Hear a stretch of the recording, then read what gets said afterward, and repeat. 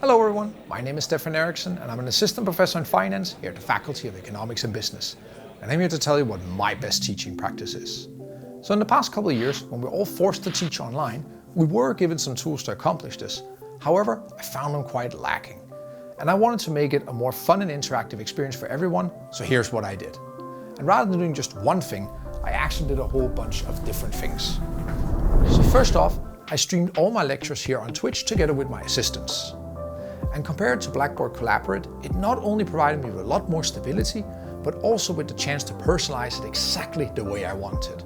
And I could make it more interactive through the means of viewer rewards and community challenges. And once the stream was done, I could simply just take down the video, edit it, put it back up here on YouTube, and students could watch it back at their leisure. However, that's not all. I've saved the best for last. For the weekly practicals, I made use of the software known as Discord, which is very easy to use and allows me to create a private server for the course where students can communicate with each other through the means of either voice or text channels. They could also share their screen or send files to one another. And in this case here, if they had any questions, they could simply write in the corresponding text channels or simply just ping a TA. Oh, and did I forget to mention that all of this is perfectly compatible with your phone. I've now shown you a lot of different things that can help make your online teaching more fun and interactive and future-proof.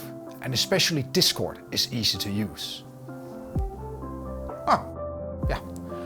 My advice to you guys is simple. Try it and see just how easy it is to use for yourself.